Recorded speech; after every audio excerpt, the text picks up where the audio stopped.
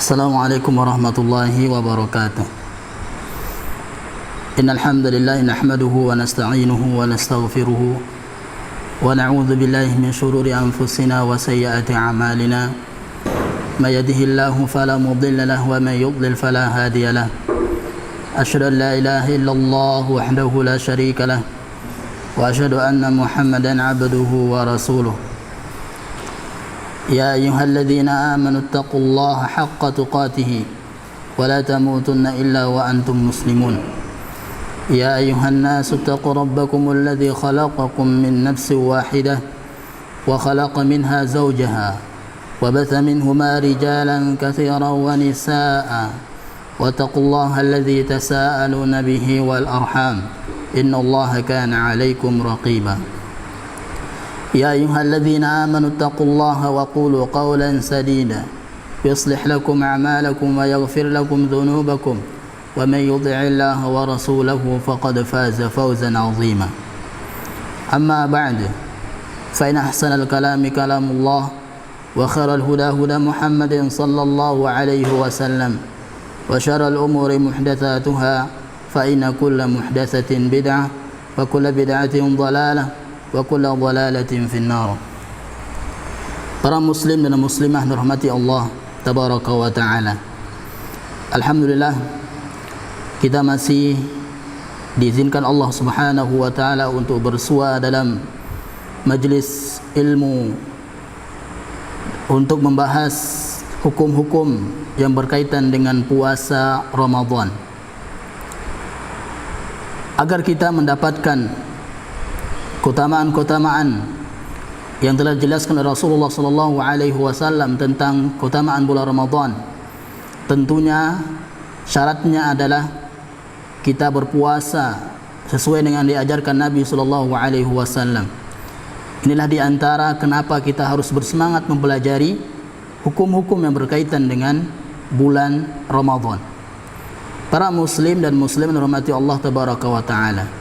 Dan keutamaan yang paling besar yang Allah Subhanahu wa taala Rasulullah sallallahu alaihi wasallam sebutkan dalam hadis kudusi.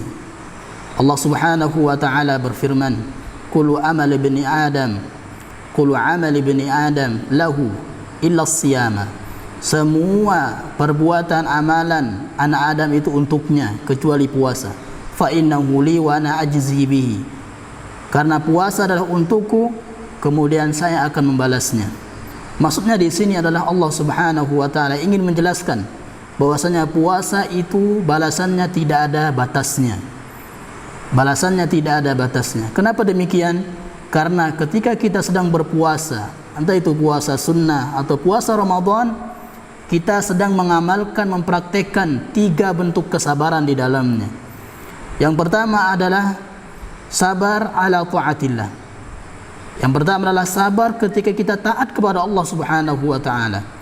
Karena manusia pada saat itu dia akan bersabar menahan laparnya, menahan hausnya, menahan semua yang diharamkan Allah Subhanahu wa taala untuk tidak dilakukan pada saat itu.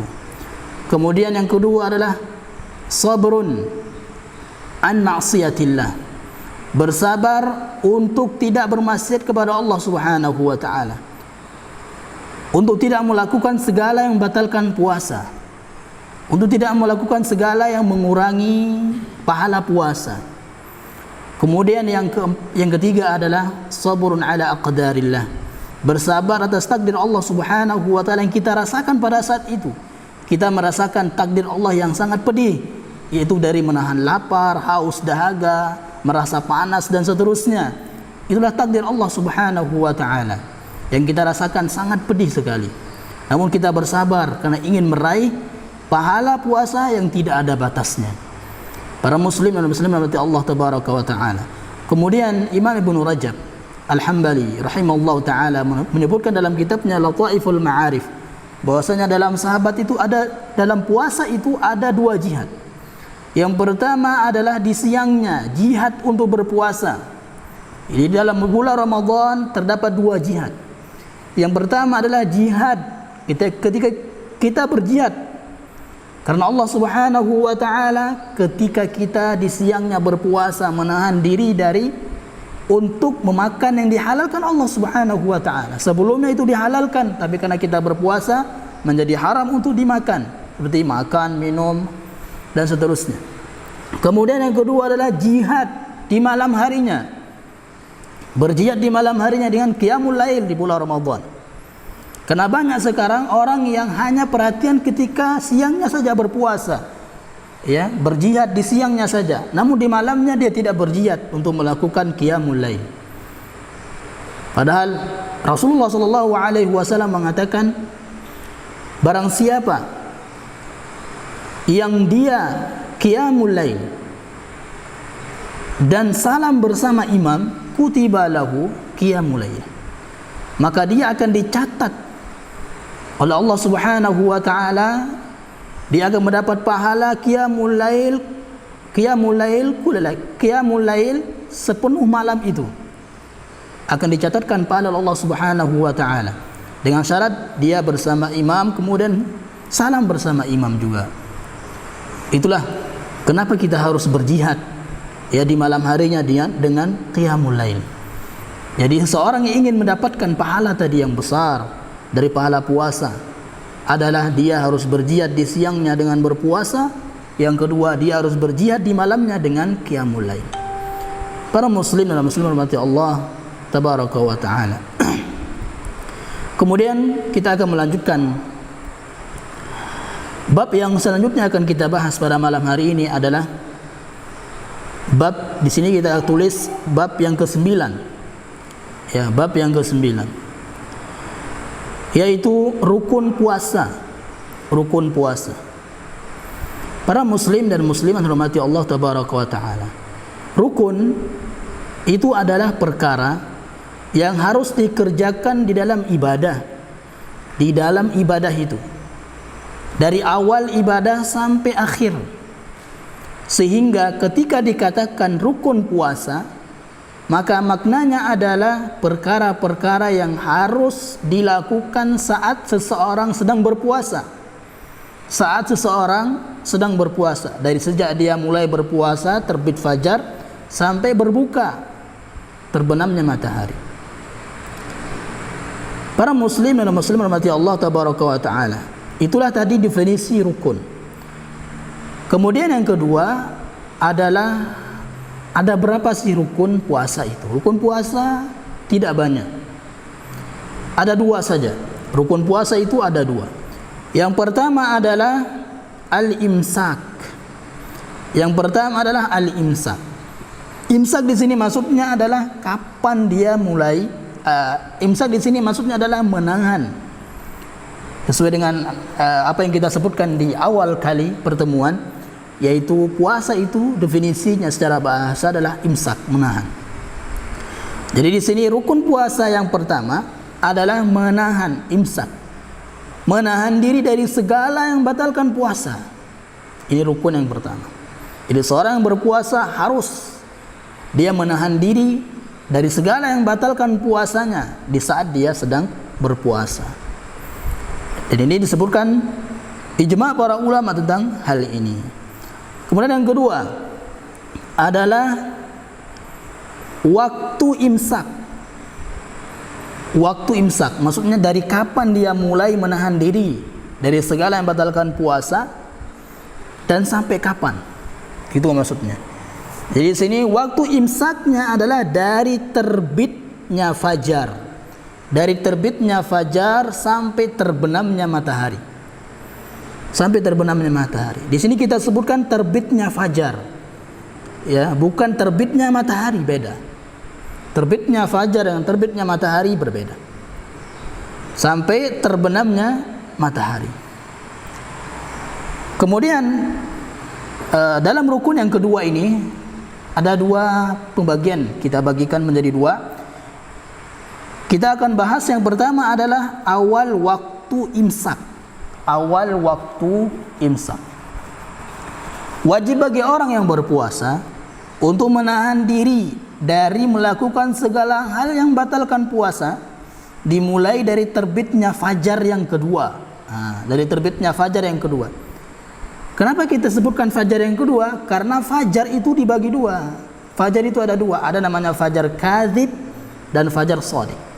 Nah, fajar yang kedua ini namanya fajar shadiq. Jadi waktu sejak imsak, waktu dia imsak itu mulainya sejak terbitnya fajar shadiq. Ya. Sejak terbitnya fajar shadiq. Inilah pendapat para ulama. Imam Ibnu Qudamah mengatakan was-shaumul masyru'u huwal imsaku 'anil mufattirat. Puasa yang disyariatkan itu adalah caranya adalah menahan diri dari segala yang batalkan puasanya. Min tulu'il fajri tsani, dari sejak terbitnya fajar tsani, fajar yang kedua, ila ghurubis syamsi, sampai terbenamnya matahari. Ini juga yang disebutkan oleh sahabat Umar, kemudian Ibnu Abbas radhiyallahu taala anhuma. Bahkan ini juga para ulama telah ijma bahwasanya seseorang mulai menahan dari segala yang batalkan puasa itu sejak terbitnya fajar tsani, fajar yang kedua. Imam Ibnu Abdul Bar mengatakan wan naharul ladzi yajibu siyamu, siang hari yang wajib berpuasa padanya, min tulu'il fajri, sejak terbitnya fajar, ila ghurubi syamsi, sampai terbenamnya matahari. Ala hadza ijma'u ulama'il muslimin. Ya, ini ijma' para ulama kaum muslimin. Sekarang kita akan sebutkan faedah di sini tentang pembagian fajar. Apa sih perbedaan nanti fajar kadzib dengan fajar shadiq? Karena mungkin dari kita banyak yang belum tahu bagaimana sih fajar kadzib itu, bagaimana fajar shadiq itu. Ya. Jadi fajar dibagi dua. Fajar yang pertama namanya fajar kadzib. Kalau kadzib itu artinya dusta secara bahasanya. Kemudian yang kedua adalah fajar shadiq, fajar yang jujur. Ya, jujur maksudnya jujur telah masuk waktu subuh. Ya. Nah, perbedaan dari kedua fajar ini telah disebutkan oleh Syekh Al-Utsaimin, Syekh Ibnu Al-Utsaimin rahimahullah ta'ala dalam kitabnya Asy-Syarhul Mumti'. Disebutkan 3 perbedaan. Yang pertama adalah fajar pertama itu memanjang dari timur ke barat, memanjang dari timur ke barat, sedangkan fajar yang kedua, ya, jadi fajar kadzib itu memanjang dari timur ke barat, fajar yang kedua membentang dari utara ke selatan, membentang dari utara ke selatan, itu fajar yang kedua. Ini perbedaan yang pertama. Yang kedua, cahaya fajar kadzib, fajar yang pertama bersifat sementara cahayanya, sementara. Kemudian nanti akan ada gelap lagi, makanya dikatakan fajar kadzib. Ya. Kemudian sedangkan cahaya fajar yang kedua itu terus bertambah, nanti tidak diikuti dengan gelap lagi, tidak, terus bertambah, tidak kembali gelap lagi. Perbedaan yang ketiga, fajar yang pertama yaitu fajar kadzib tidak bersambung dengan ufuk karena terhalangi oleh kegelapan. Sedangkan fajar kedua bersambung dengan ufuk karena tidak ada kegelapan antara keduanya, ya, antara fajar dan ufuk itu.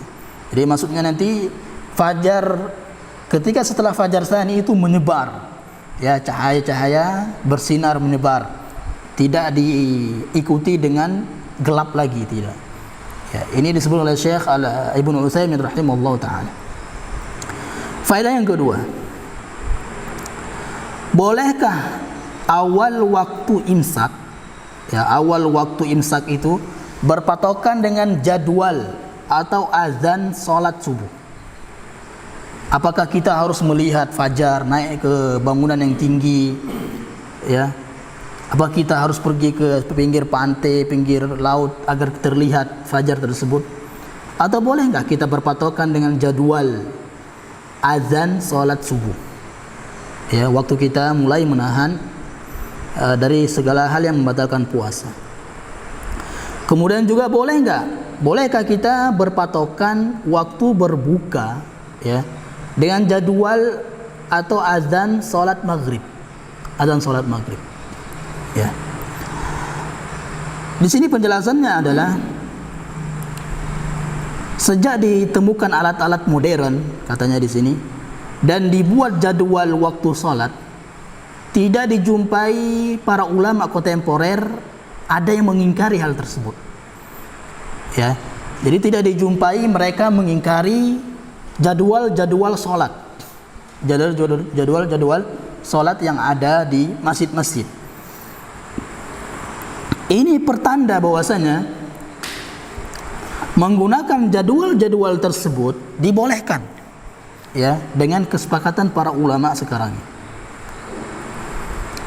Ini sebagaimana disebutkan oleh Syekh Dr. Khalid Al-Musyaiqi dalam kitabnya Fiqhu Nawazil fil Ibadat. Fiqhu Nawazil fil Ibadat. Kemudian juga kesepakatan ulama di atas didukung dengan perkara berikut. Pendukung yang pertama adalah penggunaan jadwal waktu solat mempermudah kaum muslimin. Ya, mempermudah kaum muslimin, terutama menentukan waktu subuh. Ya, waktu subuh. Yang mungkin kemarin-kemarin, ya, diperdebatkan kembali. Ada yang mengatakan waktu subuhnya Indonesia ini kecepatan dan seterusnya. Ya. Kemudian yang kedua, dengan penggunaan jadwal tersebut, maslahat yang timbul lebih besar dan kerusakan yang ada lebih ditekan, lebih ditahan, ya, yaitu berupa perselisihan. Ya, karena kemarin hampir-hampir ribut, ya. Ada yang mengatakan lambat, ada yang mengatakan kemajuan dan seterusnya. Ya.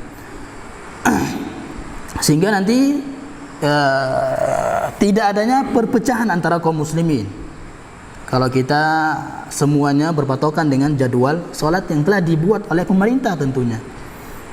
Ya.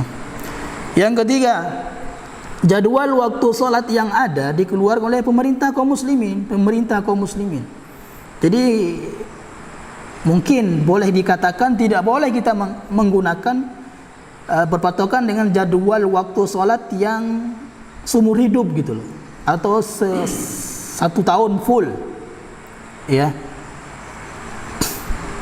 karena berbeda-beda waktu, kadang maju kadang tidak, ya. Makanya dikeluarkan oleh mungkin pemerintah, dalam hal ini MUI misalnya, Majelis Ulama Indonesia, mereka mengeluarkan setiap per bulan ada jadwal waktu salat. Dan sekarang sudah dikeluarkan jadwal waktu sholat subuh, maghrib dan seterusnya untuk bulan Ramadan.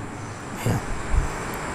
Kemudian kesimpulannya di sini, jadi setelah mengetahui bahwa jadwal sholat yang dikeluarkan oleh pemerintah itu diakui oleh para ulama, maka awal waktu imsak, ya, berpatokan dengan jadwal azan sholat subuh dan waktu berbuka berpatokan dengan jadwal azan sholat maghrib adalah perkara yang dibolehkan.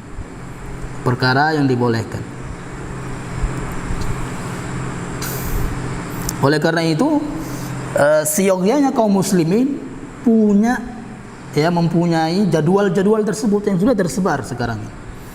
Ya. Kemudian faedah yang ketiga, jika ada yang bertanya misalnya, kenapa dalam penetapan awal dan akhir Ramadan tidak boleh dengan metode hisab, sedangkan penetapan solat itu boleh dengan metode hisab? Ya. Mungkin mereka yang menggunakan metode hisab dalam penetapan awal akhir Ramadan mengatakan demikian. Ya, kalau Ramadan kalian enggak boleh, kalau waktu solat kalian mengikuti metode hisab. Ya, maka jawabannya Syekh Dr. Khalid Al-Musyaiqi berkata, menggunakan metode hisab dalam penentuan awal dan akhir Ramadan itu enggak dianggap, ya, metode yang tidak dianggap oleh Rasulullah SAW. Itu sudah kita jelaskan dalam bab sebelumnya. Adapun menggunakan metode hisab dalam penentuan awal waktu salat, ya, maka termasuk metode yang telah dianggap oleh syariat. Dalilnya adalah hadis tentang Dajjal, ya, tentang berapa lama Dajjal tinggal di dunia ini. Ya, bahwasanya ada sahabat Nabi SAW bertanya kepada Rasulullah, Ya Rasulullah, wa ma lubuthuhu fil ardi. Wahai Rasulullah, berapa lama sih Dajjal itu tinggal di muka bumi ini? Kata Rasulullah, arba'una yauman, 40 hari saja. 40 hari saja. Namun satu hari pertama itu seperti rasanya 1 tahun. Satu hari pertama. Satu hari kedua seperti rasanya 1 bulan. Satu hari ketiga seperti 1 Jum'ah, 1 pekan. Ya, 1 Jum'ah. Kemudian setelah itu seperti hari-hari berikutnya, seperti hari-hari biasa. Ya. Sehingga Rasulullah, para sahabat bertanya, kalau 1 hari yang rasanya sepanjang 1 tahun, 1 bulan, 1 pekan, bagaimana salatnya kita wahai Rasulullah? Ya. Boleh enggak kita qadha, boleh enggak kita qasar atau jama'? Boleh enggak kita jama'? Ya. Kata Rasulullah sallallahu alaihi wasallam, la, enggak boleh. Uqduru lahu, perkirakan. Nah, di sini perkirakan. Ya. Nah, perkirakan di sini kita juga menggunakan atau saya akan jelaskan dulu perkataan Imam An-Nawawi rahimahullah dalam mensyarah hadis di atas. Yaitu kita bacakan terjemahannya aja. Jika setelah fajar berlalu, ya, berlalu waktu yang masanya sama seperti waktu antara subuh dan zuhur, ya, seperti hari biasa, maka solatlah zuhur. Jika berlalu waktu yang masanya seperti antara zuhur dan asar, maka solatlah asar. Terus seperti itu. Ya, kalau terasa ini seperti sudah waktu zuhur dan asar, waktunya seperti ini sebelum terjadi turunnya Dajjal misalnya, maka solatlah zuhur, solatlah asar dan seterusnya. Ya. Jadi di sini mereka memperkirakan, ya, mereka memperkirakan. Nah, di sini dikatakan oleh para ulama, maksudnya adalah ghalabatuz dzan, perkiraan yang kemungkinan besar. Ya. Karena boleh kita berdalil dengan ghalabatuz dzan. Ya, perkiraan yang kemungkinan akan seperti itu. Ya, kemungkinan besarnya terjadi seperti itu.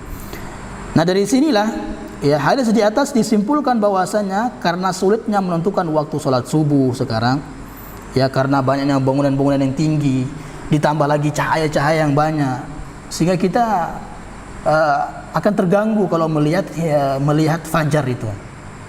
Ya, apakah itu fajar atau cahaya lampu dan seterusnya.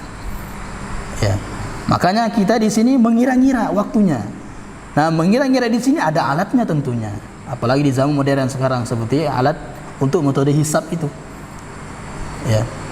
Nah, dari sinilah, ya, para ulama menjelaskan bahwasanya jadwal waktu salat yang diperkirakan yang kemungkinan besar seperti itu, ya, itu telah ada, ya, syariatnya dijelaskan oleh para ulama mengikuti hadis di atas, ya, dengan dalil hadis di atas, tinggalnya Dajjal di muka bumi 1 hari seperti setahun, ya. Maka para sahabat dikatakan oleh Rasulullah sallallahu alaihi wasallam, uqduru lahu, ya, perkirakan waktunya. Nah,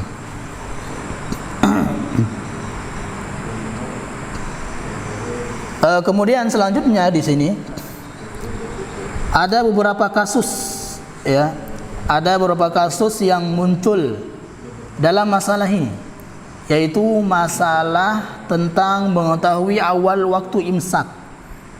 Ya, tentang masalah waktu imsak sejak terbitnya fajar tsani. Kasus yang pertama adalah, kita akan bacakan satu saja. Yang pertama adalah jika seseorang makan sahur dan terdengarlah suara azan subuh. Terdengarlah suara azan subuh yang menandakan bahwa fajar sodek sudah terlihat. Ini azan subuhnya benar-benar sesuai dengan jadwal solat. Sedangkan di dalam mulutnya, ya, mulutnya lagi sahur ini. Ketika seorang sedang makan sahur, ternyata masih ada sisa di dalam mulutnya, dia mendengar azan. Mendengar azan, sedangkan dalam mulutnya masih ada sisa sesuap nasi misalnya. Nah, apakah yang harus dilakukan oleh orang tersebut? Apakah menelannya atau membuangnya? Maka jawabannya adalah orang tersebut wajib untuk mengeluarkan sesuap nasi yang masih ada dalam mulutnya tadi, walaupun bagaimanapun rasanya ingin menelannya, saking enaknya misalnya makan sahurnya, ya. Namun ketika sudah mendengar azan dan dalam mulut masih ada sisa, wajib dia mengeluarkannya, ya. Dan melanjutkan puasanya, ya. Puasanya tidak batal tentunya, boleh dia berpuasa. Namun jika dia tetap menelannya, masih ada dalam mulutnya sedangkan azan, ya, tetap dia telan, maka puasanya pada hari itu menjadi batal, ya. Puasanya pada hari itu tidak sah. Ini sebagaimana kesepakatan para ulama dari mazhab Hanafiyah, Malikiyah, Syafi'iyah dan Al-Hanabilah.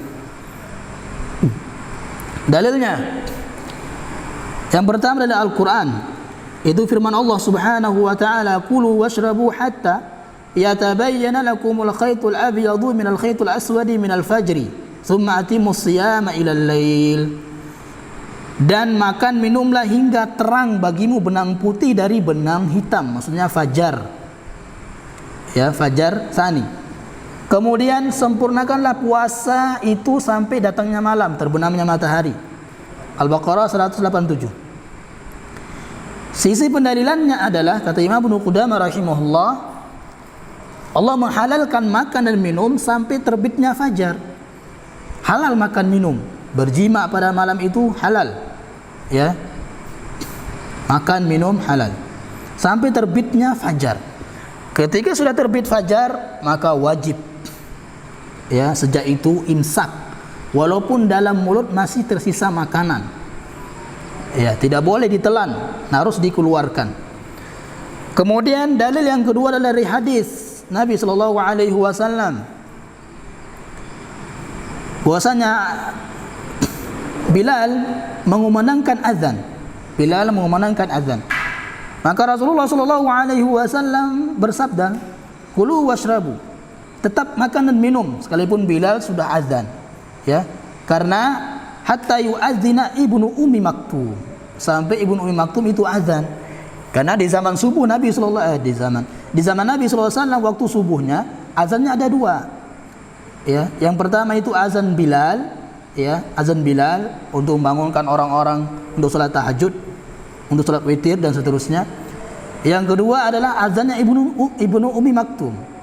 Nah, azannya Ibnu Ummi Maktum ini adalah azan di fajar tsani, ya, fajar shadiq. Fa innahu la yu'adzinu hatta yatlu'al fajru. Karena Ibnu Ummi Maktum itu radhiyallahu taala anhu, tidaklah dia azan kecuali setelah fajar datang. Itu fajar tsani. Jadi sekali lagi, makan, minum, jima itu halal di malam hari sampai terbitnya fajar tsani. Ya, sampai terbitnya fajar tsani.